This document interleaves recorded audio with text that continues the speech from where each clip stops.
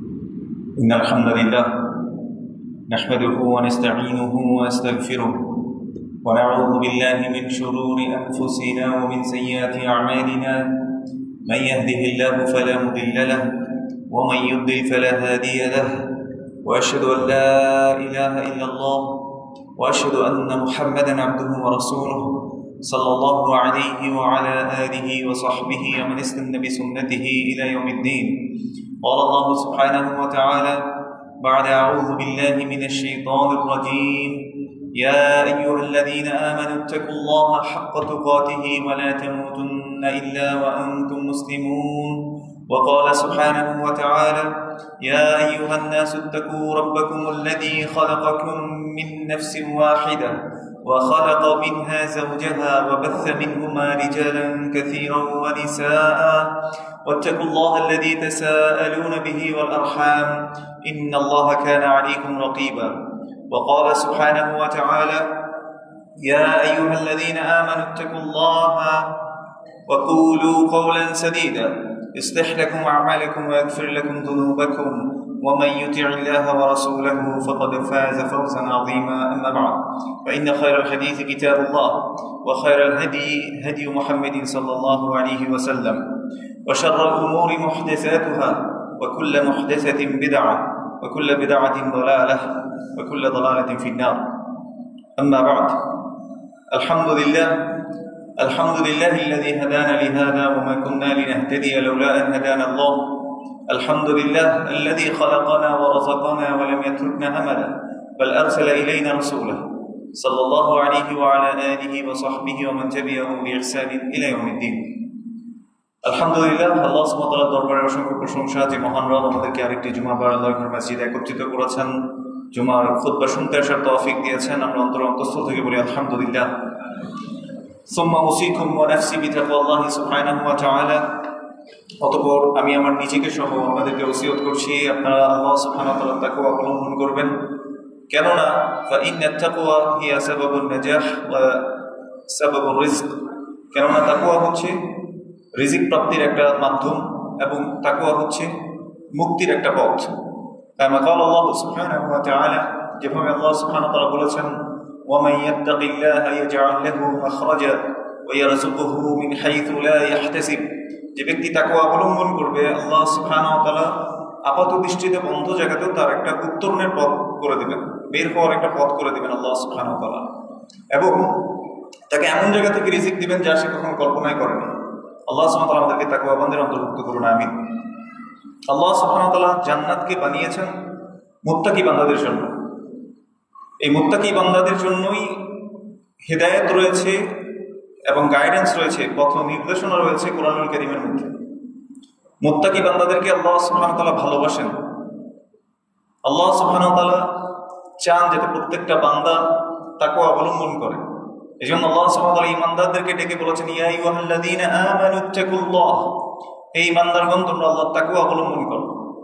তাকওয়া কি জিনিস? তাকওয়া হচ্ছে সেই জিনিসগুলো করা যা আল্লাহ সুবহানাহু ওয়া তাআলা আদেশ করেছেন, আর আল্লাহ সুবহানাহু ওয়া তাআলা যেসব জিনিস থেকে নিষেধ করেছেন সেই সকল বিষয় থেকে বেঁচে থাকা।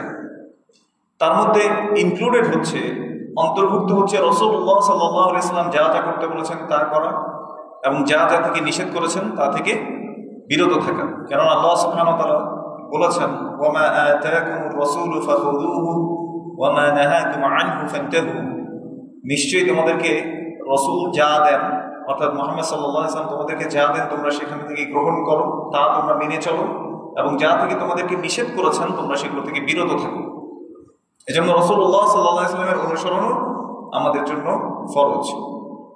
আল্লাহ সুবহানাহু ওয়া তাআলা সূরাতু আলে ইমরানের মধ্যে আমাদেরকে বলেছেন: কুল ইন কুনতুম তুহিব্বুনাল্লাহা ফাত্তাবিউনি ইউহিব্বুকুমুল্লাহ ওয়া ইয়াগফির লাকুম যুনুবাকুম আল্লাহু গফুরুর রহিম। কুল, নবী সাল্লাল্লাহু আলাইহি ওয়াসাল্লামকে আল্লাহ সুবহানাহু ওয়া তাআলা মানুষদেরকে বলতে শিখিয়ে দিয়েছেন, হে নবী আপনি তাদেরকে বলেন, ইন কুনতুম তুহিব্বুনাল্লাহ, যদি তোমরা সত্যি আল্লাহকে ভালোবাসো, ফাত্তাবিউনি, অতএব তোমরা আমার অনুসরণ করো। যদি তোমরা সত্যি আল্লাহকে ভালোবেসে থাকো তাহলে আমার অনুসরণ করো। নবী সাল্লাল্লাহু আলাইহি ওয়াসাল্লামকে বলতে শিখিয়ে দিয়েছেন মানুষকে। তার মানে কেউ যদি আল্লাহকে ভালোবাসার দাবি করে তার জন্য ওয়াজিব হয়ে যায়, তার জন্য ফরজ হয়ে যায়, সে রাসূলুল্লাহ সাল্লাল্লাহু আলাইহি ওয়াসাল্লামের কি করবে? অনুসরণ করবে। কেউ যদি রাসূলুল্লাহ সাল্লাল্লাহু আলাইহি ওয়াসাল্লামের অনুসরণ করতে পারে হুবহু ভাবে, যেভাবে যেটি করেছেন তিনি সেটা সেভাবেই করে, তাহলে কি হবে? ইউহিব্বুকুমুল্লাহ, আল্লাহ বলেছেন আল্লাহ তোমাদেরকে ভালোবাসবেন এবং আল্লাহ সুবহানাহু ওয়া তাআলা গুনাহসমূহ ক্ষমা করে দেবেন। আল্লাহু গফুরুর রহিম, এবং আল্লাহ সুবহানাহু ওয়া তাআলা হচ্ছে গফুর, তিনি ক্ষমাশীল, এবং রহিম, দয়ালু। কেউ যদি চায় যে আল্লাহ তাকে ভালোবাসুক, আল্লাহ তাকে সাহায্য করুক, আল্লাহ সুবহানাহু ওয়া তাআলা তার সকল অবস্থায় তার পাশে থাকুক, তাহলে সেই ব্যক্তি যেন রাসূলুল্লাহ সাল্লাল্লাহু আলাইহি ওয়াসাল্লামের অনুসরণ করে। এই জন্য সালাফরা বলতেন, যেটি তাফসীর ইবনে কাসীরের মধ্যে এসেছে, লাইসা শান আন তুহাব, লাইসা শান আন তুহিব, তুমি যে ভালোবাসো এটা মর্যাদার না। কারণ একটা চোরকেও যদি আপনি জিজ্ঞেস করেন, চোর যে চুরি করে বেড়ায়, ডাকাতি করে বেড়ায়, তাকে যদি আপনি জিজ্ঞেস করেন তুমি কি আল্লাহকে ভালোবাসো, সেই উত্তর দিবে কি? হ্যাঁ, আমি আল্লাহকে ভালোবাসি। যদিও সে চুরি করে, যদিও সে অপরাধের মধ্যে সংগঠিত করছে অপরাধকে, তারপরে তাকে যখন জিজ্ঞেস করা হয় সে কি আল্লাহকে ভালোবাসে কিনা, তার উত্তর কি হয়? হ্যাঁ, আমি আল্লাহকে ভালোবাসি। আবার একজন মুসলিম মুমিন বান্দাও সে কি করে? আল্লাহকে ভালোবাসার দাবি করে। এই জন্য সালাফরা বলতেন লাইসা শান আন তুহিব, তুমি যে ভালোবাসো এটা মর্যাদার না, ওয়ালাকিন্না শান আন তুহাব, কিন্তু মর্যাদার হচ্ছে সেই বিষয়টি যখন তোমাকে ভালোবাসা হবে। কে ভালোবাসবেন বলেন তো? আল্লাহ। আর আল্লাহ কি করলে ভালোবাসেন সেটা এই আয়াতের মধ্যে আমাদেরকে জানিয়ে দিয়েছেন। তিনি বলেছেন, কুল ইন কুনতুম তুহিব্বুনাল্লাহ ফাত্তাবিউনি ইউহিব্বুকুমুল্লাহ, যদি তোমরা সত্যি আল্লাহকে ভালোবাসো তাহলে রাসূলুল্লাহ সাল্লাল্লাহু আলাইহি ওয়াসাল্লামের অনুসরণ করতে আল্লাহ সুবহানাহু ওয়া তাআলা আদেশ করেছেন যে হে নবী, আপনি তাদেরকে বলেন যে আপনার যাতে অনুসরণ তারা করে। তাহলে কি হবে? প্রথম পুরস্কার ইউহিব্বুকুমুল্লাহ, আল্লাহ তোমাদেরকে ভালোবাসবেন। এই জন্য আল্লাহর ভালোবাসা পাওয়ার প্রথম যে মাধ্যম সেটি হচ্ছে রাসূলুল্লাহ সাল্লাল্লাহু আলাইহি ওয়াসাল্লামকে অনুসরণ করা, হুবহু প্রতিটি কথা এবং কাজে, এবং তার কথাকে মেনে নেওয়া, তার উপর ঈমান আনা, যেভাবে রাসূলুল্লাহ সাল্লাল্লাহু আলাইহি ওয়াসাল্লাম যেটি যেভাবে জানিয়েছেন সেটা সেভাবে বিশ্বাস করা, এটাই হচ্ছে রাসূল সাল্লাল্লাহু আলাইহি ওয়াসাল্লামের অনুসরণ করা, তাকে মেনে নেওয়া এবং তাকে ভালোবাসা। অনেক মানুষ রাসূলুল্লাহ সাল্লাল্লাহু আলাইহি ওয়াসাল্লামের ভালোবাসার দাবি করে, কিন্তু তারা তাদের এই ভালোবাসার দাবিতে সত্যবাদী না, সেটি পুরুষ হোক কিংবা নারী। নানা মানুষ সেই দুনিয়ার ধোকায় হোক অথবা তার বাপ দাদা 14 গোষ্ঠী এগুলোর যখন কথা আসে, সমাজের কথা আসে, তখন তারা রাসূল সাল্লাল্লাহু আলাইহি ওয়াসাল্লাম যে দিন নিয়ে আসে সেটাকে তারা ছেড়ে দেয়, তারা সেটাকে আর মানতে চায় না। তখন তারা বলে যে আমাদের পরিবার কি ভুল করছে নাকি, আমাদের বড়রা কি ভুল করেছে, আমাদের বাপ দাদা ভুল করছে, নানা যুক্তি তখন নিয়ে আসে। এই জন্য আল্লাহ সুবহানাহু ওয়া তাআলা কাফের মুশরিকদেরকে ভৎসনা করে বলেছেন, ওয়াইদা কিলা লাহুম ইত্তাবিউ মা আনজালাল্লাহ, তাদেরকে যখন বলা হয় আল্লাহ যা নাযিল করেছে তোমরা সেগুলোর অনুসরণ করো, রাসূল সাল্লাল্লাহু আলাইহি ওয়াসাল্লাম যা নিয়ে এসেছে সেগুলোর অনুসরণ করো, তখন তারা বলে বাল নাত্তাবিউ মা আলফাইনা আলাইহি আবাআনা, আমরা আমাদের বাপ দাদা 14 গোষ্ঠীকে যেভাবে পেয়েছি শুধুমাত্র তারই অনুসরণ আমরা করব। আওয়ালাউ কানা আবাউহুম লা ইয়াকিলুনা শাইআন ওয়া লা ইয়াহতাদুন, আল্লাহ সুবহানাহু ওয়া তাআলা বলেছেন যদিও তাদের বাপ দাদা কোনো কিছু না বুঝে, তারা হেদায়েতপ্রাপ্ত যদি না হয়, তারপরেও কি করতো? ওই যে বাপ দাদা 14 গোষ্ঠী পূর্বপুরুষ কি করেছে সেটার অনুসরণ তারা করত। অথচ রাসূলুল্লাহ সাল্লাল্লাহু আলাইহি ওয়াসাল্লামকে সাহাবারা কিভাবে ভালোবেসেছে দেখেন। ওমর রাদিয়াল্লাহু তাআলা আনহু একবার রাসূল সাল্লাল্লাহু আলাইহি ওয়াসাল্লামকে বলছেন যে ইয়া রাসূলুল্লাহ, আমি আপনাকে আমার সম্পদ, আমার যত কিছু আছে, আমি সব কিছু থেকে আমি আপনাকে বেশি ভালোবাসি, পৃথিবীতে যত মানুষ আছে সবচেয়ে বেশি ভালোবাসি, কিন্তু আমার নিজের চাইতে না। তো রাসূলুল্লাহ সাল্লাল্লাহু আলাইহি ওয়াসাল্লাম যে হাদিসটা বলেছেন, লা ইউমিনু আহাদুকুম হাত্তা আকুনা আহাব্বা ইলাইহি মিন ওয়ালিদিহি ওয়া ওয়ালাদিহি ওয়ান নাসি আজমাইন, ওয়া কামা ক্বালা আলাইহিস সালাতু ওয়াসসালাম, তোমাদের কেউ ততক্ষণ পর্যন্ত ঈমানদার হতে পারবে না যতক্ষণ না আমি তোমাদের কাছে, তোমাদের মা বাবা, তোমাদের সন্তান সন্ততি, পৃথিবীতে যত মানুষ আছে সবার চেয়ে যদি আমি তোমাদের কাছে সবচেয়ে প্রিয় ব্যক্তি না হই, সবচেয়ে ভালোবাসার ব্যক্তি না হই, তাহলে তোমরা কখনো ঈমানদার হতে পারবে না। ওমর রাদিয়াল্লাহু তাআলা আনহু বললেন যে ইয়া রাসূলুল্লাহ, আমি সবকিছু থেকে আপনাকে বেশি ভালোবাসি, কিন্তু আমার নিজের জানের চেয়ে না।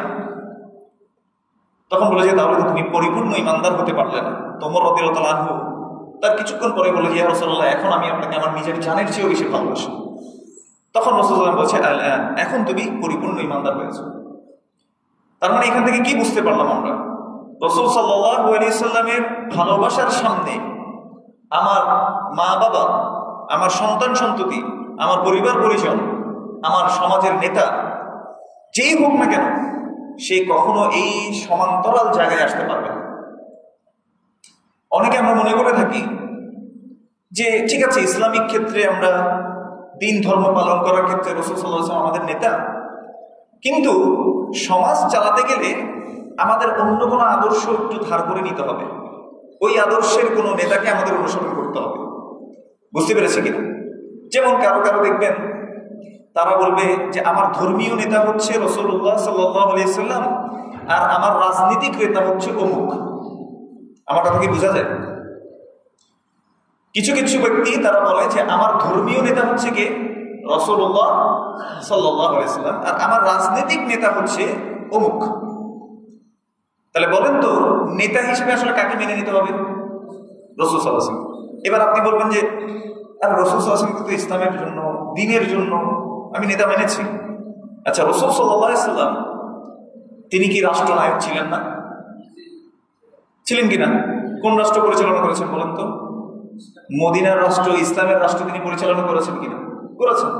আচ্ছা, রাসূল সাল্লাল্লাহু আলাইহি ওয়াসাল্লাম কি যুদ্ধ বাহিনীর কমান্ডার ছিলেন না? তাহলে সেই ক্ষেত্রে কি তিনি অনুসরণীয় না? রাসূলুল্লাহ সাল্লাল্লাহু আলাইহি ওয়াসাল্লাম কি পিতা ছিলেন না? তাহলে পিতা হিসেবে রাসূল সাল্লাল্লাহু আলাইহি ওয়াসাল্লাম কি অনুসরণীয় না? রাসূলুল্লাহ সাল্লাল্লাহু আলাইহি ওয়াসাল্লাম কি শিক্ষক ছিলেন না? তাহলে শিক্ষক হিসেবেও কি রাসূল সাল্লাল্লাহু আলাইহি ওয়াসাল্লাম অনুসরণীয় না?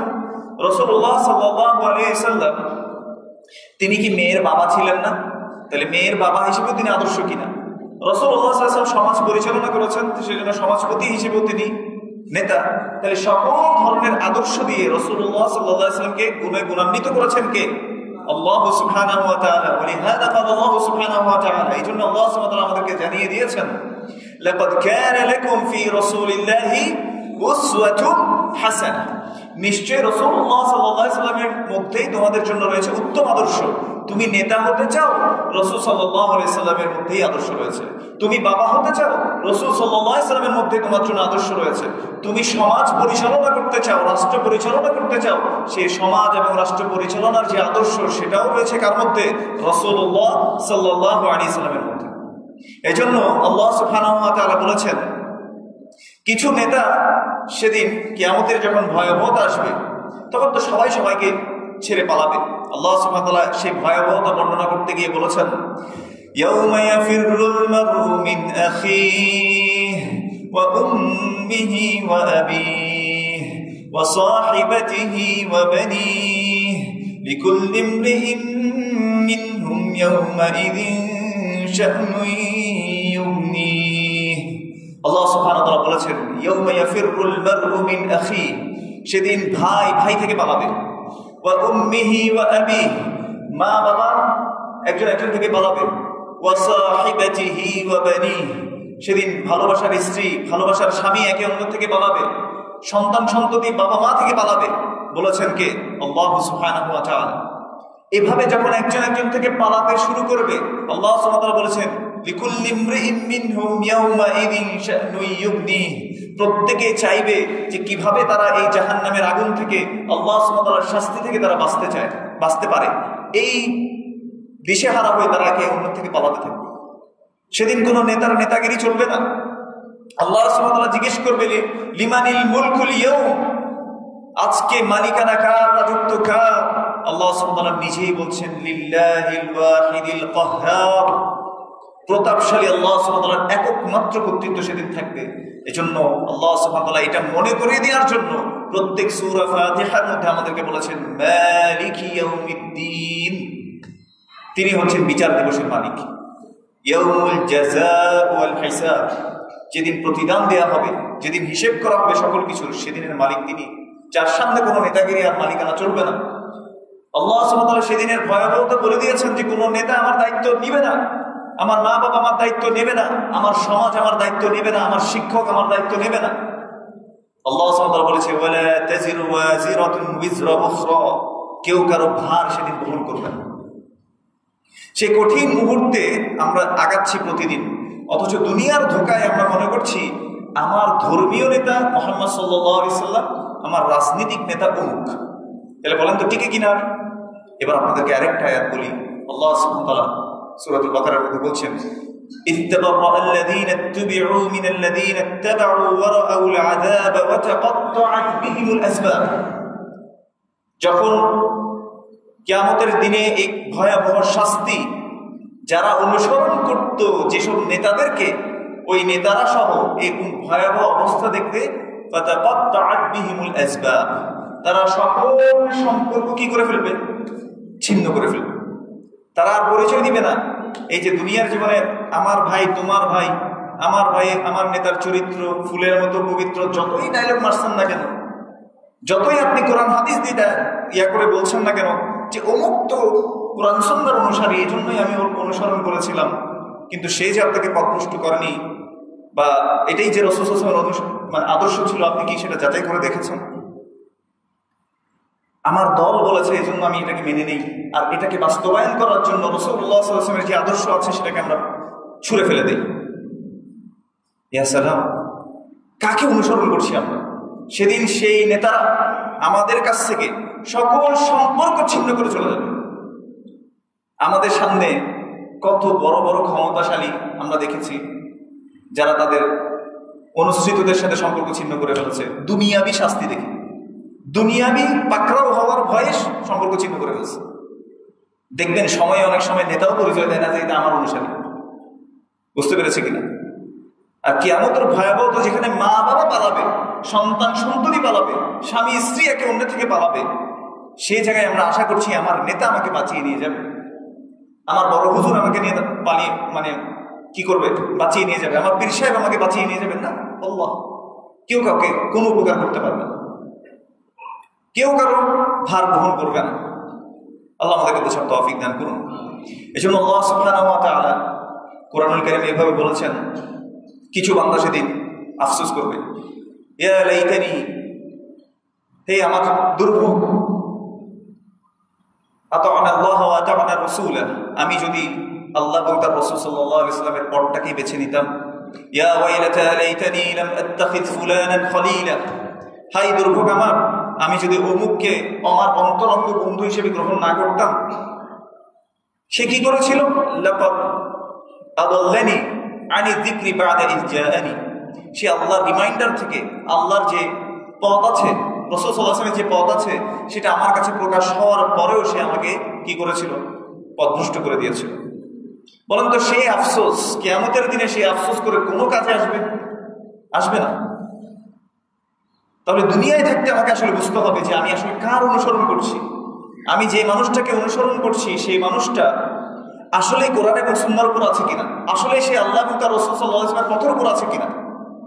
যদি সেটা না হয়, ইসলামিক নাম দিয়েও যদি আপনার একটা দল গঠন করে, আর সেটা যদি কোরআন এবং সুন্নাহ অনুযায়ী না হয়, রাসূল সাল্লাল্লাহু আলাইহি ওয়াসাল্লামের আদর্শ অনুযায়ী না হয়, তাহলে সেটা কোশ্চিন কালেও আল্লাহর কাছে কবুল হবে।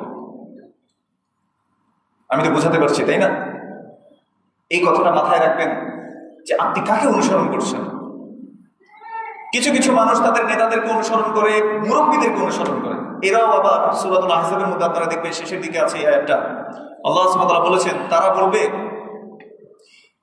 যে রব্বানা ইন্না আতা'না সাদাতানা ওয়া কুবারা'না, হে আমাদের রব। কিয়ামতের ভয়াবহতা দেখে তারা আল্লাহর কাছে আকুতি করে বলবে, ইন্না আতা'না সাদাতানা ওয়া কুবারা'না, আমরা তো আমাদের নেতাদেরকে অনুসরণ করেছিলাম, আমরা তো আমাদের কুবারা'না যারা মুরব্বিরা আছে এই মুরব্বিদেরকে আমরা অনুসরণ করেছিলাম। ফাআদাল্লুনা সাবিলা, তারা আমাদেরকে পথ থেকে বিচ্যুত করে দিয়েছে। এই অভিযোগ তারা করবে।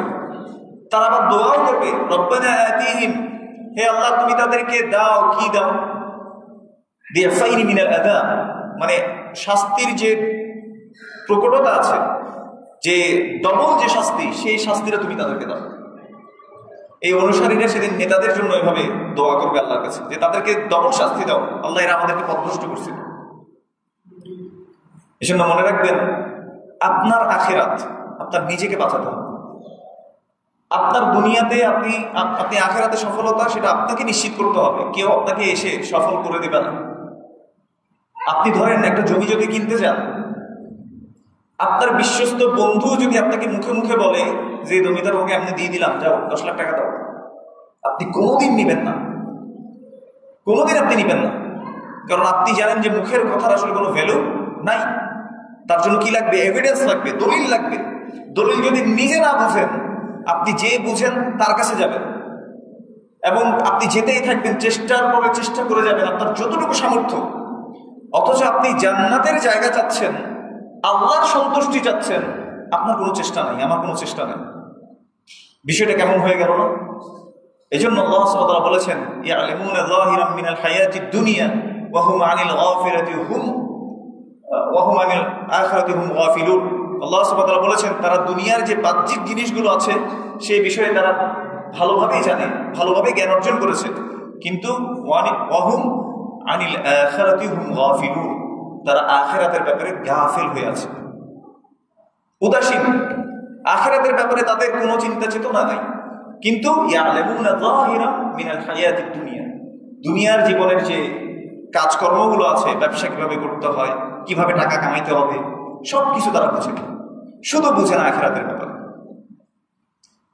আল্লাহ আমাদেরকে বোঝার তৌফিক দান করুন, আমিন। অথচ আপনার জীবনটা কতটুকু একটা সময়, আপনি একটু চিন্তা করে দেখেন, জীবনটা কিন্তু চলে যাচ্ছে। আমার আপনার হায়াতের যে টাইম লাইন সেটা চলে যাচ্ছে। এটা কখনোই আপনি ফেরত আনতে পারবেন না, কখনোই পারবেন না। আপনার কবরে হয়তো আপনার বাবা চলে গেছে, আপনার দাদা চলে গেছে, আপনার মা চলে গেছে, তার আগের আরো মানুষরা চলে গেছে, 100-200 বছর আগে আপনার বংশের কিছু মানুষ চলে গেছে যাদেরকে আপনি নামও চিনেন না, আপনি চিনেন না। ওই বারজাখি জীবনে তারা আছে, তারা কি চাইলেও ফিরে আসতে পারছে এখন? তারা কি পারবে? আপনি যখন চলে যাবেন আপনিও পারবেন না। এই হার্শ রিয়েলিটিটা আমরা নিজেদেরকে ভুলিয়ে রেখেছি। আল্লাহ সুবহানাহু ওয়া তাআলা আমাদেরকে এজন্য বলেছেন, কুল্লু নাফসিন যায়িকাতুল মাউত, প্রত্যেকটা নফস মৃত্যুর স্বাদ গ্রহণ করবে। ওয়া ইন্নামা তুওয়াফাউনা উজুরাকুম ইয়াওমাল কিয়ামাহ, এবং প্রত্যেকটা নফস তার যে প্রতিদান রয়েছে কিয়ামতের দিন তারা পেয়ে যাবে। কেউ যদি ভালো করে সে ভালোটা পাবে, ভালো প্রতিদান পাবে, কেউ যদি খারাপ করে সে খারাপ প্রতিদান পাবে। এখন ভালো খারাপের মধ্যে আবার পার্থক্য করে ফেলেছি আমরা। একজন মানুষ সে আল্লাহকে মানে না, সে আল্লাহর ইবাদত করে না, রাসূল সাল্লাল্লাহু আলাইহি ওয়াসাল্লামকে মানে না, কিন্তু সে মিথ্যা কথা বলে না, কাউকে ধোঁকা দেয় না। আমরা মনে করি যে এটা ভালো মানুষ, এরকম মনে করি না? আরে যে তার রবকে স্বীকার করে নেয় না, মনে করেন যে একজন সন্তান সে যদি তার বাবা মাকে স্বীকার না করে, বাবা মার অধিকার আদায় না করে, সে যদি মিথ্যা কথা নাও বলে, সে যদি কাউকে নাও ঠকায়, আপনি কি বলবেন সে একটা ভালো মানুষ? এ তো নাফরমান। এর মা বাবার খেয়ে, মা বাবার পরে, মা বাবা তাকে পৃথিবীতে এনেছে, মা বাবা তাকে বড় করেছে। তো দুনিয়ার দিক দিয়েই আমরা বুঝতে পারি যে একটা সন্তান মা বাবা খেয়েছে, মা বাবা থেকে লালিত পালিত হয়ে বড় হয়ে এখন সে আর মা বাবাকে চিনে না, খোঁজ খবর রাখে না, মা বাবার কথা শুনে না। আপনি কি বলবেন সে ভালো মানুষ? তো একজন বান্দা, তাকে আল্লাহ সৃষ্টি করেছে, তার দৃষ্টিশক্তি দিয়েছেন আল্লাহ, তার শ্রবণ শক্তি দিয়েছেন আল্লাহ, তাকে রিজিক দিয়েছেন, তাকে বড় করেছেন, তাকে রক্ত মাংস দিয়ে সুন্দর করে গঠনে অবয়ব দিয়েছেন, প্রতিপালন করে যাচ্ছেন, আর সে তার রবকেই চেনে না, রবের ইবাদতই করে না। আমি কি তাকে বলতে পারবো যে সে ভালো মানুষ? ওই সেই সন্তানকে যেভাবে আমরা ভালো সন্তান বলতে পারি না, ঠিক তেমনি ভাবে একজন মানুষ যে তার রবের হক আদায় করে না, সেও আসলে কোনো ভালো মানুষ নয়। এই জন্য আল্লাহ সুবহানাহু ওয়া তাআলার হক যেটি রয়েছে সেটা আদায় করতে হবে। আল্লাহ সুবহানাহু ওয়া তাআলা আল হালিম। হ্যাঁ, হয়তো অনেকেই আল্লাহকে মানতে চায় না, আল্লাহর অবাধ্যতা করছে, কিন্তু দেখেন আল্লাহ যে রহমানুর রহিম, আল্লাহ যে আল হালিম, তিনি সহনশীল। আল্লাহ চাইলে সাথে সাথে পাকড়াও করতে পারতেন, কিন্তু আল্লাহ সুবহানাহু ওয়া তাআলা সাথে সাথে পাকড়াও করেন না। আল্লাহ ছাড় দিয়ে যাচ্ছেন। এই দয়ালু রবের ব্যাপারে আমাদেরকে দুনিয়ার জীবন ধোকায় রেখেছে। এই দয়ালু রবের ব্যাপারে আমাদেরকে শয়তান এসে বুঝিয়েছে যে আল্লাহ সুবহানাহু ওয়া তাআলা এরকম এরকম। তা আমরা মনে করেছি আরে এত ধর্ম কর্ম পালন করতে হয় না, আরে সুফি সাহেব হয়ে যাবো নাকি, এই বয়সে দাঁড়িয়ে রাখবো নাকি, টাকনুর উপর প্যান করতে কি হয়েছে, এটা এত কিছু করা লাগে। ওই 5 ওয়াক্ত সালাত দিন শেষে একবার করে ফেললে হয়, মাঝে মাঝে সালাত পড়লে হয়, মাঝে মাঝে সালাত না পড়লেও হয়। এই বুঝ আমাদেরকে ঢুকিয়ে দেওয়া হয়েছে। আমরা মনে করেছি যে ব্যক্তি 5 ওয়াক্ত সালাত ঠিক মতো পড়ে, দাঁড়িয়ে রেখেছে, এই হচ্ছে হুজুর। আমাদের সমাজের হুজুর সমাজ শুধু এটা করবে, সাধারণ মানুষ করবে না। তো জান্নাতে কি শুধু হুজুররা যাবে আর সাধারণ মানুষ যাবে না? বুঝতে পেরেছেন কিনা? এই হুজুর নীতি, পণ্ডিত নীতি ইসলামের মধ্যে ছিল না, এটাকে জোর করে একটা মানুষ এভাবে এনেছে। আপনি আমাকে জুব্বা পড়তে দেখেন, আপনি বলেন যে এটা তো হুজুর মাদ্রাসায় পড়ছে, এই জন্য মনে হয় জুব্বা টুব্বা পড়ছে না। আমি এই জন্য জীবনে পড়িনি। আমি বলেছি কেননা রাসূলুল্লাহ সাল্লাল্লাহু আলাইহি ওয়াসাল্লাম যুদ্ধ করেছেন, এই জন্য আমি আপনাকে বলছি না যে শার্ট প্যান্ট পরা গেঞ্জি পরা এটা হারাম, এটা আমি বলছি না। কিন্তু একটা হুজুর চাইলেও এটা করতে পারে যদি এটা লুজ হয়। বুঝতে পেরেছেন কিনা? শরীরে অবয়ব যদি বোঝা না যায়, কিন্তু আপনি একটা হুজুর যদি কোনো কারণে ভুলে ভালে যদি একটু ঢিলা ঢালা প্যান্টও পরে, মনে করেন যে গেঞ্জি একটা পড়লো বড় করে, আপনি যে দেখছেন নি হুজুরের রং দিচ্ছে মনে, বলবেন না আপনি? বলবেন যে 2 নম্বর হুজুর। কিন্তু ওই হুজুর যখন আপনাকে ধর্মীয়ভাবে মিথ্যা কিছু আপনাকে শেখাচ্ছে, তখন আপনি সেটা বুঝতেও পারছেন না। যেটা দিন না সেটা আপনাকে দিন হিসেবে বুঝাচ্ছে। আরবের কাফের মুশরিকরা তারা মনে করত যে তারা ইব্রাহিম আলাইহিস সালামের দ্বীনের উপর আছে। এটা কোরআনে আপনারা পাবেন। এই জন্য আল্লাহ সুবহানাহু ওয়া তাআলা বলেছেন, মা কানা ইব্রাহিম ইয়াহুদিয়ান ওয়ালা নাসরানিয়ান ওয়ালাকিন কানা হানিফান মুসলিমান। যে ইব্রাহিম আলাইহিস সালাম সে ইহুদিও ছিল না, সে খ্রিস্টানও ছিল না, কিন্তু সে একনিষ্ঠ মুসলিম ছিল। এটা কে বলছেন? আল্লাহ সুবহানাহু ওয়া তাআলা। এখন তারা মনে করতো যে তারা ইব্রাহিম আলাইহিস সালামের দ্বীনের উপর আছে, এই জন্য তারা কি করতো? হজও করতো, তাওয়াফও করতো, সাইও করতো সাফা মারওয়ার মধ্যে। উলঙ্গ হয়ে অনেকে মনে করতো যে যদি কাপড়ের টাকার মধ্যে সুদের টাকা থাকে তাহলে তো আল্লাহ কবুল করবেন না, এই জন্য কাপড় ছাড়া পবিত্রতার জন্য উলঙ্গ হয়ে পর্যন্ত তাওয়াফ করতো। মানে এত বেশি তারা এটাকে ধর্মীয় একটা রীতিনীতি বানিয়ে নিয়েছে। এখন আমাদের সমাজে কিছু হুজুর বেরিয়েছে, আপনাকে এসে বলবে যে তোমার মনের মান্যত পূরণ করতে হবে, মনের আশা পূরণ করতে হবে, অমুক জায়গায় টাকা দাও, অমুক জায়গায় একটা গরু জবাই করে আসো, অমুক জায়গায় এটা করো। তাহলে বলেন তো ওই আরবের কাফের মুশরিকের আমাদের মধ্যে পার্থক্য কি? আল্লাহ সুবহানাহু ওয়া তাআলা এই জন্য বলেছেন, তখন তাদেরকে জিজ্ঞেস করা হতো যে তোমরা তাদেরকে কেন ইবাদত করো? তখন তারা বলতো যে মা না'বুদুহুম ইল্লা লিয়ুকাররিবুনা ইলাল্লাহি যুলফা। আমরা তো তাদের ইবাদত করি না, এই জন্যই করি যে তারা আমাদেরকে আল্লাহ পর্যন্ত পৌঁছায় দিবে, আল্লাহর নিকট আমাদেরকে কাছাকাছি করে দিবে, তাকাররুব করে দিবে। তো এটা তারা মনে করত। আল্লাহ সুবহানাহু ওয়া তাআলা এই জন্য বলেছেন, যারা আল্লাহ ছাড়া অন্যকে ডাকে, ইন্নাল্লাযীনা তাদউনা মিন দুনিল্লাহি লাম ইয়াখলুকু যুবাবান, তারা একটা মাছিও সৃষ্টি করতে পারে না। এমনকি মাছি যদি কোনো কিছু মুখ দিয়ে নিয়ে যায়, খাবার যে সামনে মূর্তিগুলোর দেওয়া হয় ওইখান থেকে যদি মাছি কোনো খাবার নিয়ে যায়, ওই খাবারটাকে ছিনিয়ে আনতেও তারা অক্ষম। আল্লাহ বলেছেন, দাইফাত দারিব ওয়াল মাতলুব, দুর্বল যে চাচ্ছে সেও দুর্বল, কতই না দুর্বল সে, আর যার কাছে যাওয়া হচ্ছে সে তো আরো দুর্বল। বুঝেন নাই ব্যাপারটা? আমার রব কি দুর্বল? না, আমার রব সকল কিছু পরিচালনা করে। আর তারা রব বানিয়ে নিয়েছে লাত, মানাত এবং উজ্জা, হুবাল এরকম মূর্তিকে। তো ওই মূর্তিগুলোর জায়গায় এখন আমাদের মুসলিম নামধারীরা কিছু বক্স, চিন্তা করেন এবার, কিছু বক্সের কাছে যায়, বুঝেছেন কিনা? অমুকের কাছে যায়, তাদের কাছে চায় যে এরা আমাদেরকে আল্লাহ পর্যন্ত পৌঁছায় দেবে। অথচ আব্দুল্লাহ ইবনে আব্বাস রাদিয়াল্লাহু তাআলা আনহু, যিনি ছিলেন রাসূলুল্লাহ সাল্লাল্লাহু আলাইহি ওয়াসাল্লামের চাচাতো ভাই, তাকে রাসূলুল্লাহ সাল্লাল্লাহু আলাইহি ওয়াসাল্লাম বলেছেন, ইয়া গুলাম ইন্নী উআল্লিমুকা বিকালিমাত, হে বৎস, আমি তোমাকে কিছু কথা শিক্ষা দিচ্ছি, তুমি সেগুলোকে মুখস্থ করে নাও। ইহফাদিল্লাহ ইহফাদাক, তুমি যদি আল্লাহর হেফাজত করো, আল্লাহ যে তোমাকে বাউন্ডারি সেট করে দিয়েছেন যে আল্লাহ ছাড়া কাউকে ডাকবে না, আল্লাহ ছাড়া কারো ইবাদত করবে না, আমি যেভাবে শেখাচ্ছি সেভাবেই করবে, তাহলে আল্লাহর যেভাবে ইবাদত করতে হয়, আল্লাহর যে হক রয়েছে সেটাকে যদি তুমি হেফাজত করো, তাহলে আল্লাহ তোমাকে হেফাজত করবে। ইহফাদিল্লাহ তাজিদহু তুজাহাক, তুমি যদি আল্লাহর হেফাজত করো, আল্লাহর যে বাউন্ডারি রয়েছে, আল্লাহ যে হালাল হারাম যেটা করতে বলেছেন সেগুলোকে মেনে চলো, যা থেকে বাঁচতে বলেছেন সেটা থেকে বেঁচে থাকো, যদি এটা হেফাজত করতে পারো, তাজিদহু তুজাহাক, তাহলে সব সময় তুমি তোমার সামনে আল্লাহকে পাবে।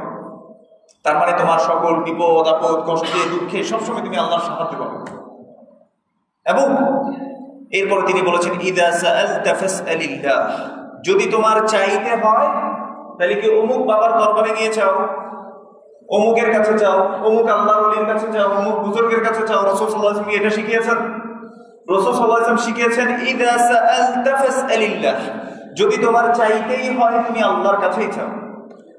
وَإِذَا اسْتَعَنْتَ فَاسْتَعِنْ بِاللَّهِ, যদি তোমার সাহায্য দরকার হয় তখন তুমি বলিও না ইয়া গাউস মাদাদ, ইয়া গাউসুল আযম দস্তগীর মাদাদ, হে আব্দুল কাদের পিলানী মাদাদ, জিলানী মাদাদ। এভাবে চাইতে শিখিয়েছেন রাসূল সাল্লাল্লাহু আলাইহি ওয়াসাল্লাম। তিনি বলেছেন যে তোমার যদি সাহায্য দরকার হয় বিপদ আপদ কষ্টে দুঃখে, তখনও তুমি আল্লাহর কাছে একমাত্র কি করো? সাহায্য চাও। ওয়াইদা ইসতাআনতা ফাসতাইন বিল্লাহ, এবং এই কথাটাই আপনি সূরা ফাতিহার মধ্যে আপনি স্বীকৃতি দেন, ইয়াকা না'বুদু ওয়া ইয়াকা নাস্তাঈন, একমাত্র আপনারই আমরা ইবাদত করি, একমাত্র আপনার কাছেই আমরা সাহায্য চাই। তাহলে সূরা ফাতিহায় এই কথা বলে আপনি যদি অমুক বাবার কাছে গিয়ে আবার অন্য কিছু সাহায্য চান, বিপদে গিয়ে যদি আবার অন্য বাবার কাছে সাহায্য চান, তাহলে সূরা ফাতিহার এই সাহায্য কি মিথ্যা হয় না?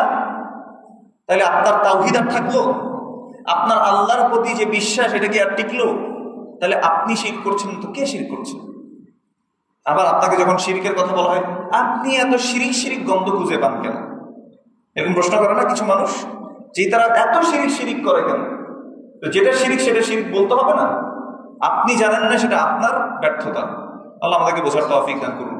এজন্য মনে রাখবেন, আমার যে মূল কথা ছিল, ধর্মীয় ক্ষেত্রে হোক, সমাজের ক্ষেত্রে হোক, রাষ্ট্রের ক্ষেত্রে হোক, সকল ক্ষেত্রে আদর্শ হচ্ছে মুহাম্মাদুর রাসূলুল্লাহ সাল্লাল্লাহু আলাইহি ওয়াসাল্লাম। এখানের বাইরে গিয়ে আপনি অন্য কাউকে আদর্শ বানালে সেখানেও আপনার জন্য আপনার কপাল পোড়া হবে। কারণ আল্লাহ সুবহানাহু ওয়া তাআলা বলেছেন যে কিছু বান্দা ওই যে আফসোস করে বলবে যে আমরা যদি আমরা যদি আল্লাহ এবং তার রাসূল সাল্লাল্লাহু আলাইহি ওয়াসাল্লামকে মেনে নিতাম, তার পথটাকে অনুসরণ করতাম, ইয়া ওয়াইলাতা লাইতানি লাম আত্তাখিদ ফুলানান খলিলা, হে আফসোস আমি যদি অমুককে আমার অন্তরঙ্গ বন্ধু হিসেবে না নিতাম। লাকাদ আদাল্লানি আনি যিকরি বা'দা ইয জাআনি, সে তো আমাকে আল্লাহর পথটা স্পষ্ট হওয়ার পর, রাসূল সাল্লাল্লাহু আলাইহি ওয়াসাল্লামের পথটা স্পষ্ট হওয়ার পর সে আমাকে পথভ্রষ্ট করে দিয়েছিল। তাইলে এবার আপনি বলেন, আপনার আদর্শ রাসূলুল্লাহ সাল্লাল্লাহু আলাইহি ওয়াসাল্লাম হবে নাকি অন্য কোনো নেতা হবে? আপনার পরিচয় কি মুসলিম হবে নাকি অমুক রাজনৈতিক আদর্শের সাথে আপনি ওইটার অনুসরণ করে আপনি চলবেন যে এটা আমার আদর্শ? এই আদর্শ হবে নাকি রাসূল সাল্লাল্লাহু আলাইহি ওয়াসাল্লামের আদর্শ হবে? আল্লাহ সুবহানাহু ওয়া তাআলা বলেছেন, লাকাদ কানা লাকুম ফি রাসূলিল্লাহি উসওয়াতুন হাসানাহ। তো রাসূল সাল্লাল্লাহু আলাইহি ওয়াসাল্লাম রাষ্ট্র পরিচালনা করেন নাই? করেছেন। তাহলে রাষ্ট্রীয় নেতা হিসেবে তিনি আদর্শ। তিনি কি সমাজ পরিচালনা করেন নাই? তাহলে সমাজ পরিচালনার জন্য তিনি আদর্শ। তিনি কি বাবা ছিলেন না? ছিলেন, তিনি বাবা হিসেবে আদর্শ। তিনি কি মেয়ের পিতা ছিলেন না? অবশ্যই ছিলেন। তিনি কি শিক্ষক ছিলেন না? যাই খুঁজবেন সেই গুণটা আল্লাহ সুবহানাহু ওয়া তাআলা দিয়ে রাসূল সাল্লাল্লাহু আলাইহি ওয়াসাল্লামকে পাঠিয়েছেন। অতএব আপনি মনে করবেন না যে দুনিয়ার মধ্যে চলতে গেলে তো একটু দিনও লাগে দুনিয়াও লাগে, না। এভাবে পার্থক্য করতে আল্লাহ সুবহানাহু ওয়া তাআলা আমাদেরকে শেখান নাই। দুনিয়া ইজ পার্ট অফ ইউর ইবাদা, দুনিয়াও আপনার ইবাদতের অংশ। রাসূলুল্লাহ সাল্লাল্লাহু আলাইহি ওয়াসাল্লাম এজন্য বলেছেন, কেউ যদি রিজিকের সন্ধানে বের হয় নিজের পরিবার চালানোর জন্য, কারণ আর-রিজালু কাওয়ামুনা আলান নিসা, আপনার পরিবারের যারা সদস্যরা আছে, মহিলারা আছে, তাদের দায়িত্ব কার উপর দিয়েছেন? একজন পুরুষকে দেওয়া হয়নি? আল্লাহ সুবহানাহু ওয়া তাআলা একজন পুরুষকে দিয়েছেন। তাহলে পুরুষকে ইনকাম করতে যেতে হবে। আল্লাহ সুবহানাহু ওয়া তাআলা বলেছেন, ওয়াইদা কুদিয়াতিস সালাহ, যখন তোমাদের সালাত শেষ হয়ে যায়, ফান্তাশিরু ফিল আরদ, তোমরা কি করো? জমিনে ছড়িয়ে পড়ো। কেন? ওয়াবতাগু মিন ফাদলিল্লাহ, আল্লাহর যে অনুগ্রহ আছে সেটাকে তালাশ করো, তার মানে রিজিকের অনুসন্ধান করো। তাহলে রিজিকের অনুসন্ধান করতে আল্লাহ সুবহানাহু ওয়া তাআলা শিখিয়েছেন, রাসূলুল্লাহ সাল্লাল্লাহু আলাইহি ওয়াসাল্লাম শিখিয়েছেন। তাহলে এই কাজটাও কি ইবাদত হয়ে যাবে না? আপনি কেন মনে করছেন যে মসজিদে এসে পড়ে থাকলে এটাই ইবাদত হবে শুধুমাত্র? লা আল্লাহ, কেউ যদি পরিবারের রিজিক সন্ধানের জন্য বের হয়ে যায়, তাহলে ফাহুয়া ফি সাবিলিল্লাহ, সেও আল্লাহর পথে আছে। মান খারাজা মিন বাইতিহি ইয়াতলুবুল ইলম, যে ব্যক্তি জ্ঞান অর্জন করার জন্য ঘর থেকে বের হলো, ফাহুয়া ফি সাবিলিল্লাহ, সেও আল্লাহর পথে আছে। আর কেউ যদি আল্লাহর রাস্তায় ওই যে যুদ্ধ করতে যাচ্ছে, ধরেন মনে করেন যে ফিলিস্তিনের মানুষরা এখন অত্যাচারিত হচ্ছে, তারা যদি যুদ্ধে বের হয়, এখন জিহাদ করতে বের হয়, ফাহুয়া ফি সাবিলিল্লাহ, সেও কিসে আছে? আল্লাহর রাস্তায় আছে। তাহলে আপনি পরিবারের দায়িত্ব যখন পালন করছেন, আপনি শুধুমাত্র নিয়তটা ঠিক রাখবেন যে এটা আমাকে আল্লাহ বলেছেন এই জন্য আমি করছি, তাহলে সেটাই আপনার জন্য কি হয়ে যাবে? ইবাদত হয়ে যাবে। আপনি যখন সমাজের মধ্যে দেখছেন যে অন্যায় ছড়িয়ে পড়ছে, আপনি এই নিয়ত করবেন, রাসূল সাল্লাল্লাহু আলাইহি ওয়াসাল্লাম বলেছেন, মান রাআ মিনকুম মুনকারান ফালিয়ুগাইয়িরহু বিয়াদিহি ওয়া ইন লাম ইস্তাতি ফাবিলিসানিহি ওয়া ইন লাম ইস্তাতি ফাবিকলবিহি যালিকা আদাফুল ঈমান। রাসূল সাল্লাল্লাহু আলাইহি ওয়াসাল্লাম বলেছেন, কেউ যদি তোমাদের মধ্যে অন্যায় কাজ দেখতে পায়, তার যদি ক্ষমতা থাকে, তার যদি সক্ষমতা থাকে, সে তখন কি করবে? ফালিয়ুগাইয়িরহু বিয়াদিহি, সে হাত দিয়ে সেটা পরিবর্তন করার চেষ্টা করবে। ছিনতাই হচ্ছে, আপনার শক্তি আছে, আপনি ছিনতাই সেখানে রোধ করার চেষ্টা করবেন, যারা ছিনতাই করে তাদেরকে প্রতিহত করার চেষ্টা করবেন। এটা রাসূল সাল্লাল্লাহু আলাইহি ওয়াসাল্লামের আদর্শ। ওয়া ইল্লাম ইয়াস্তাতি, যদি সেটা না পারে, দ্বিতীয় অপশন হচ্ছে ফাবি লিসানিহি, সে অন্তত মুখে মানুষকে কি করবে? সতর্ক করবে। বুঝতে পেরেছে কিনা? এই ছিনতাই হচ্ছে, এটার ব্যাপারে সে প্রতিবাদ জানাতে পারে। যেখানে গেলে কাজ হবে কথা বলে, সেখানে সে কথা বলবে। অন্তত সেটা যদি করতে না পারে, ওই রাস্তায়, যে রাস্তায় ছিনতাই হয়, মানুষকে সেখান থেকে সে কি করবে? সাবধান করবে, এই কাজগুলো করবে। ওয়া ইল্লাম ইয়াস্তাতি, যদি সে দ্বিতীয় অপশনটাও না পারে, এতটুকু যদি করতে না পারে, তাহলে তার জন্য তৃতীয় অপশন হচ্ছে ফাবিকলবিহি, সে অন্তর দিয়ে চিন্তা করবে যে কিভাবে এটা পরিবর্তন করা যায়, অথবা মনে মনে ঘৃণা করবে। তো এই 3 নাম্বার অপশনটাকে রাসূলুল্লাহ সাল্লাল্লাহু আলাইহি ওয়াসাল্লাম বলেছেন যালিকা আযআফুল ঈমান, এটা ঈমানের সর্বনিম্ন স্তর, দুর্বল অবস্থা। বলেন তো এই অবস্থাও আমাদের এখন আছে কিনা? খারাপ কাজ দেখলে এখন কেউ বাধা দেয় না, না দেয় হাতে, যার ক্ষমতা আছে সেও দেয় না, না দেয় মুখে, আর না মনে মনেও ঘৃণা করে। তাহলে আপনি বলেন যে আমরা আসলে রাসূল সাল্লাল্লাহু আলাইহি ওয়াসাল্লামের অনুসারী কিনা, আমরা আসলে মুসলিম কিনা? মুসলিম শুধু নাম আব্দুল্লাহ, আব্দুর রহমান, আহমদ, মোহাম্মদ, নামের শুরুতে মোহাম্মদ এটা লাগাই দিলেই যে মুসলিম হয়ে যায়, আর মেয়েরা যে নামের শুরুতে মোসাম্মদ লাগাই দিলে মুসলিম হয়ে যায়, মুসলিমা হয়ে যায়, বিষয়টা এমন না। মুসলিম আপনার কাজে এবং কথায় আপনাকে প্রমাণ করতে হবে। ওয়ালিহাযা ইয়াশতামিলুল ঈমান ইলা সালাসাতি উমুর, ঈমান 3টা বিষয়ের সমষ্টি। কি কি? ইকরার বিল লিসান, তাসদীক বিল কলব, ওয়াল আমাল বিল জাওয়ারিহ। আপনার অন্তরে এটা স্বীকৃতি দিতে হবে যে আপনি মুসলিম, মুখে বলতে হবে যে আমি মুসলিম। আপনি বলতে পারবেন না আমি হচ্ছি ধর্মীয়গতভাবে আমি ইসলাম পালন করি, আর সমাজে চলার জন্য, দেশে চলার জন্য আমি অমুক আদর্শ অনুসরণ করি, এটাও বলতে পারবেন না। আপনার কাছে অপশন একটাই, আপনি যেটা অন্তরে রেখেছেন এটাও মুখে বলবেন। 3 নাম্বার ওয়াল আমাল বিল জাওয়ারিহ, আপনি অঙ্গ প্রত্যঙ্গের দ্বারা আমল করে সেটা প্রমাণ করবেন যে আপনি মুসলিম। এবার আপনাকে সহজভাবে বলি যে আমরা মুসলিম অবস্থায় কোন জায়গায় ফেল। ধরেন আপনার দামি একটা গাড়ি আপনি কিনেছেন, ওই গাড়ির সাথে আরেক মুসলিম রিক্সা ড্রাইভার ভাই লাগিয়ে দিয়েছে, আপনি সাথে সাথে তাকে অমুকের ফুত অমুক বলে একটা গালি দিলেন। তো রাসূলুল্লাহ সাল্লাল্লাহু আলাইহি ওয়াসাল্লাম বলেছেন সিবাবুল মুসলিম, যে মুসলিমকে গালি দেয়া এটা হচ্ছে ফুসুকুন, ফাসিকি, পাপ কাজ। কোন মুসলিমকে গালি দেয়া কি? পাপ কাজ। আর তার সাথে যদি আপনি এবার তাকে খুনই করে ফেলেন, মনে করেন যে খুন করছে একজনকে, এখন খুন করা তো অনেক সহজ, কিছু একটা নিয়ে হয়েছে, কোবাকুবি করে একদম শেষ, মেরে দিচ্ছে। তো মুসলিমকে হত্যা করা কি? আল্লাহ রাসূল সাল্লাল্লাহু আলাইহি ওয়াসাল্লাম বলেছে ওয়া কিতালুহু কুফরুন, আর কোন মুসলিমকে হত্যা করা হচ্ছে কুফরি। কিন্তু এটা কি এখন সহজ না? আপনি দেখেন 2 দলের মধ্যে যখন, এখন যেহেতু এই কথাটাই চলছে, মনে করেন যে 2 দলের মধ্যে কি হয়েছে, কথা কাটাকাটি হয়েছে, বা ক্ষমতা নিয়ে দ্বন্দ্ব, কিসে লিপ্ত হয় বলেন তো? মারামারিতে। তো যে মারা যাচ্ছে, বলেন তো সে কি আসলে ভালো কাজ করছে কিনা? কখনো না। কিসের জন্য মরেছে? মরলে আল্লাহর জন্য মরব। এই জন্য আমরা কি বলি? ইন্না সলাতি ওয়া নুসুকি ওয়া মাহইয়ায়া ওয়া মামাতি লিল্লাহি রাব্বিল আলামিন। নিশ্চয়ই আমার সালাত, আমার কুরবানি, আমার যত ইবাদত আছে, সকল কিছু, আমার জীবন, আমার মৃত্যু সব কার জন্য? বাঁচবেন আল্লাহর জন্য, মরতে হয় তাও মরবেন কার জন্য? আল্লাহর জন্য। নাকি অমুক দলের আদর্শ আপনি বাস্তবায়ন করতে গিয়ে মরলেন? আর নিশ্চিতভাবে জেনে রাখেন, আপনি যদি কারো আদর্শ বাস্তবায়ন, রাসূল সাল্লাল্লাহু আলাইহি ওয়াসাল্লাম আদর্শ ছাড়া অন্য কারো আদর্শ বাস্তবায়ন করতে গিয়ে মরেন, আল্লাহ আপনাদের জন্যই বলেছেন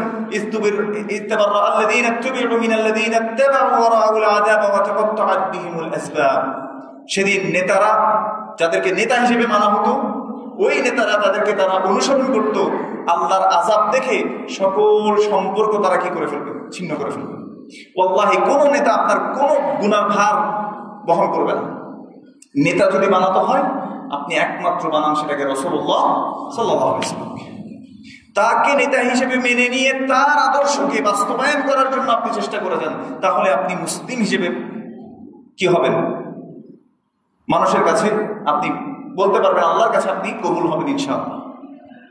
এছাড়া আপনি যদি মনে করেন যে শত আপনার নাম মোহাম্মদ, আপনার নাম অমুক তমুক, যত কিছুই লাগান না কেন, মুখে আপনি বলতে থাকেন আমি আল্লাহকে ভালোবাসি। অনেক মানুষ দেখবেন যে নামাজ কালাম কিছু পড়ে না, সালাতের কাছে নাই, নামাজের কাছে নাই, বলে আমি আল্লাহকে ভালোবাসি, আল্লাহকে তো বিশ্বাস করি, এটাই যথেষ্ট। কিন্তু ঈমান এটার জন্য যথেষ্ট নয়। ঈমান হচ্ছে অন্তরে বিশ্বাস করা, মুখে স্বীকৃতি দেয়া, আর 3 নাম্বার কি বললাম, কাজে সেটা পরিণত করা। আপনি ফজরের সালাতে আসেন না, তার মানে আপনার ঈমান ওভাবে নাই, আল্লাহই নাই।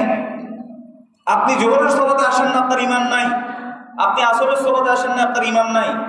আপনি মাগরিবের নামাজে আসেন নাই ইচ্ছাকৃতভাবে, আপনার ঈমান নাই। এগুলো এবং ঈশার নামাজে যদি না আসেন ইচ্ছাকৃতভাবে, আপনার ঈমান নাই। আপনি যতই বলেন আপনি ঈমানদার, আপনি ঈমানদার নন। আল্লাহ সুবহানাহু ওয়া তাআলা রাসূলুল্লাহ সাল্লাল্লাহু আলাইহি ওয়াসাল্লামের মাধ্যমে আমাদেরকে জানিয়েছেন যে মুশরিকদের মধ্যে আর আমাদের মধ্যে পার্থক্য হচ্ছে সালাহ।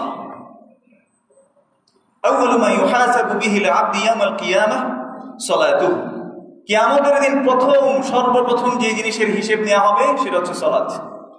যদি সেই সালাত ঠিকঠাক হয় তাহলে তার পরিপূর্ণ আর যে আমলগুলো আছে সেগুলোর মধ্যে যে একটু কমতিও থাকে, আল্লাহ সুবহানাহু ওয়া তাআলা সেগুলোকে মাফ করে দিতে পারেন ইনশাআল্লাহ। কিন্তু সে যদি এই সালাতের মধ্যে ধরা খেয়ে যায়, তার সকল আমল কি বরবাদ। আর যেটা বললাম, মুশরিকদের মধ্যে আর মুসলিমের মধ্যে পার্থক্যই হচ্ছে সালাত। তাহলে যে সালাতকে আসলে কি করে না, আদায় করে না, তার আসলে ঈমান নাই, সে মুসলিম হিসেবে পরিগণিত না। অনেক ইমাম বলেছে তার ঈমান থাকে না, তার ঈমান চলে যায় কেউ যদি সালাত ইচ্ছাকৃতভাবে ত্যাগ করে।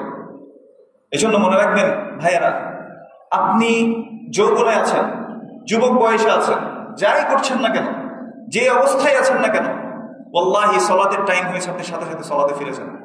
আপনি আল্লাহর কাছে ফিরে আসেন। আল্লাহ আপনার জন্য যেটা ফরজ করেছে সেই ফরজটা আপনি অন্তত আদায় করেন। আশা করা যায় আপনার মধ্যে যদি অন্য কোনো দোষ থাকেও আপনি তওবা করলে আল্লাহ সুবহানাহু ওয়া তাআলা এগুলো তওবার মাধ্যমে মাফ করে দেবেন। এবং যে ব্যক্তি সুন্দরভাবে সালাত করতে পারবে আর তওবা করে আল্লাহর কাছে ফিরে আসে, তার অবস্থা কি হয়? আল্লাহ সুবহানাহু ওয়া তাআলা বলেছেন, ইল্লা মান তাবা ওয়া আমানা ওয়া আমিলা আমালান সালিহা। যে ব্যক্তি তওবা করলো, আবার ঈমান আনলো এবং এরপর যে সৎ আমল করলো, এই 3টা কাজ করতে পারলে ফাউলাইকা ইউবাদদিলুল্লাহু সাইয়্যাতিহিম হাসানাত। আল্লাহ সুবহানাহু ওয়া তাআলা তাদের যে পাপ কাজগুলো রয়েছিল, যেগুলো সে আগে করে ফেলেছে, বুঝে হোক না বুঝে হোক, যেভাবে করেছে না কেন, আল্লাহ সুবহানাহু ওয়া তাআলা সকল পাপকে নেকি দিয়ে আল্লাহ সুবহানাহু ওয়া তাআলা পরিপূর্ণ করে দিলেন। এটি হচ্ছেন আমার আপনার আল্লাহ।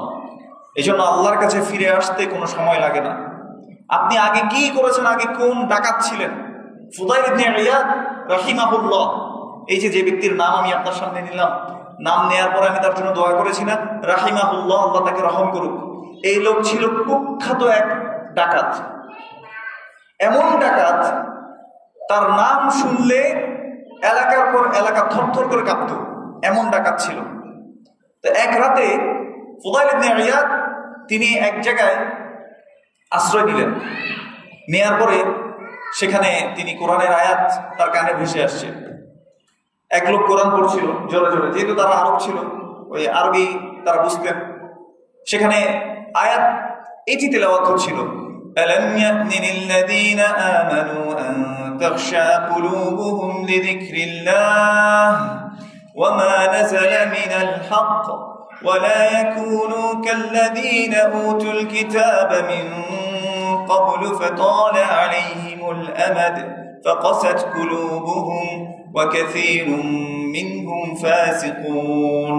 আল্লাহ সুবহানাহু ওয়া তাআলা বলছেন, এই আয়াতটা ফুদাইল ইবনে ইয়াদ রাহিমাহুল্লাহ তার কানে এসে পৌঁছালো। ওই ডাকাতের সর্দার যিনি, ওই আয়াতে কি ছিল? আল্লাহ সুবহানাহু ওয়া তাআলা প্রশ্ন করেছেন, আলাম ইয়ানি লিল্লাযীনা আমানু, ঈমানদারদের কি এখনো সেই সময় আসেনি? আন তাখশা কুলুবুহুম লিযিকরিল্লাহ, আল্লাহর স্মরণে তাদের অন্তর প্রকম্পিত হবে, এই সময় কি এখনো আসেনি?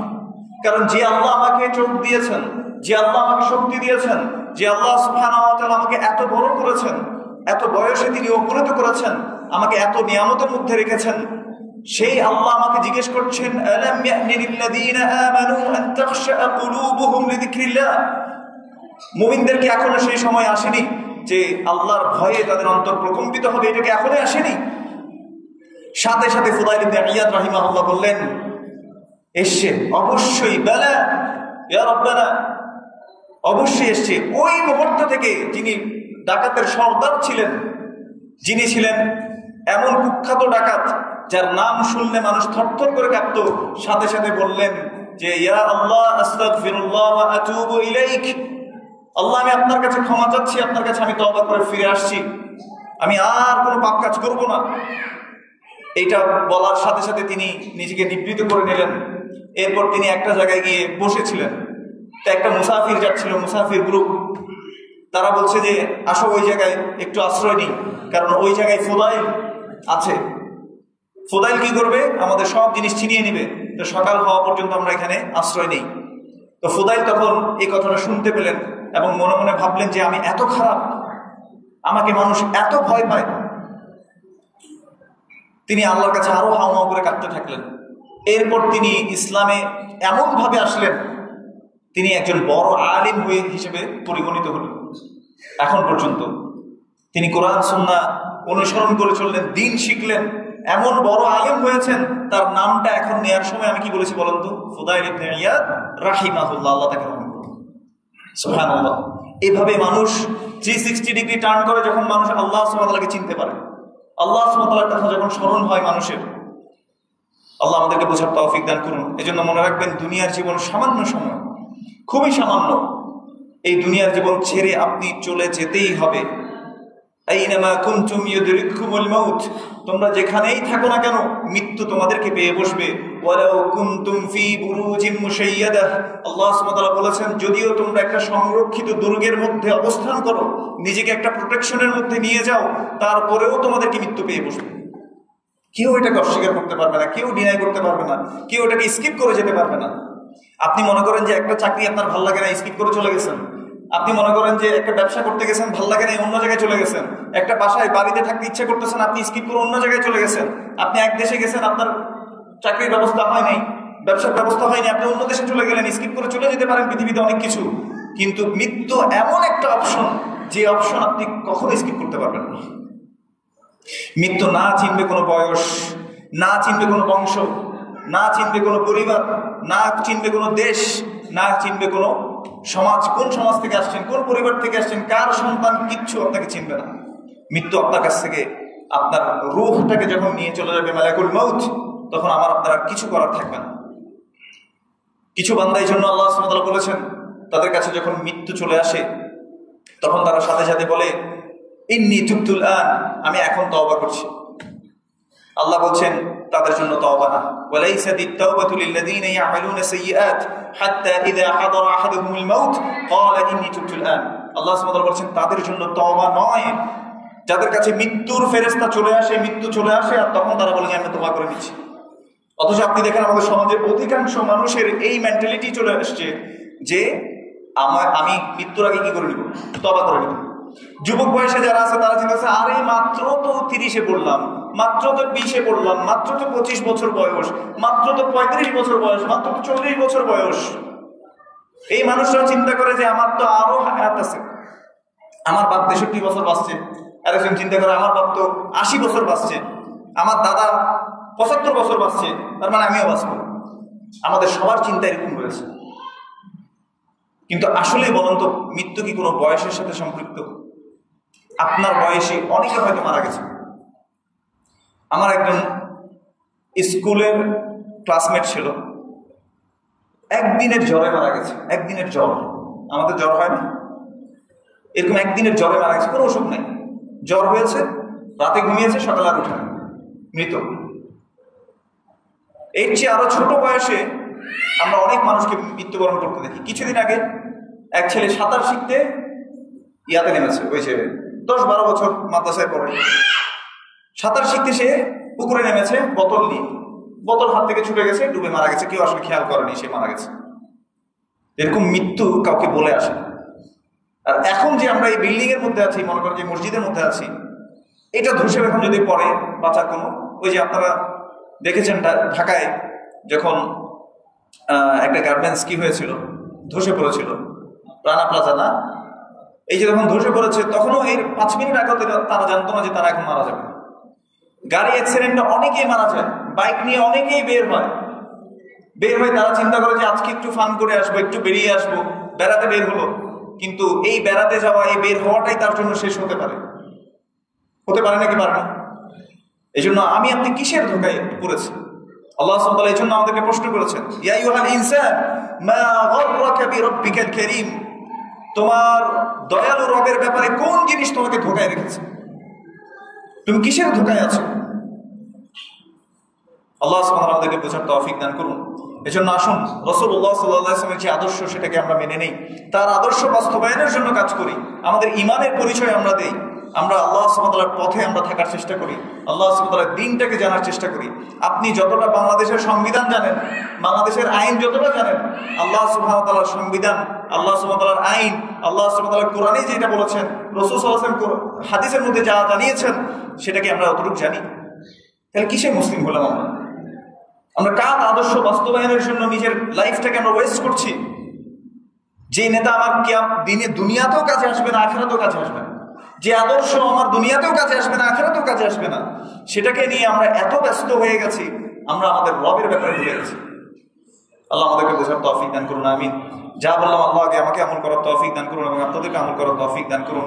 আকুলু কাওলি হাযা ওয়া আস্তাগফিরুল্লাহ লি ওয়া লাকুম ওয়া লিসাইরিল মুসলিমিন ফাস্তাগফিরুহু ইন্নাহু হুয়াত তাওয়াবুর রাহিম। আলহামদুলিল্লাহ ওয়া সলাতু ওয়া সালামু আলা রাসূলিল্লাহ ওয়া আলা আলিহি ওয়া সাহবিহি ওয়া মান তাবি'আহুম বিইহসান ইলা ইয়াউমিদ্দিন। قال الله سبحانه وتعالى إن الله وملائكته يصلون على النبي يا أيها الذين آمنوا صلوا عليه وسلموا تسليما اللهم صل على محمد وعلى آل محمد كما صليت على إبراهيم وعلى آل إبراهيم إنك حميد مجيد اللهم بارك على محمد وعلى آل محمد كما باركت على إبراهيم وعلى آل إبراهيم إنك حميد مجيد اللهم ارض عن كل صحابة رضي الله عنهم أجمعين خصوصا منهم أبي بكر وعمر وعثمان وعلي رضي الله عنهم أجمعين اللهم أعز الإسلام والمسلمين اللهم أعز الإسلام والمسلمين اللهم أعز الإسلام والمسلمين اللهم اخذل الكفرة والمبتدعة والمشركين اللهم انصر من نصر دينك ودين محمد صلى الله عليه وسلم واجعلنا منهم آمين يا رب العالمين اللهم أرنا الحق حقا وارزقنا اتباعه وأرنا الباطل باطلا وارزقنا اجتنابه ربنا آتنا في الدنيا حسنة وفي الآخرة حسنة وقنا عذاب النار ربنا لا تزغ قلوبنا بعد إذ هديتنا وهب لنا من لدنك رحمة إنك أنت الوهاب اللهم إنا نسألك الهدى والتقى والعفاف والغنى اللهم إنا نسألك الصحة والعفة والأمانة وحسن الخلق والرضا بالقدر آمين يا رب العالمين سبحان ربك رب العزة عما يصفون وسلام على المرسلين والحمد لله رب العالمين أقيموا الصلاة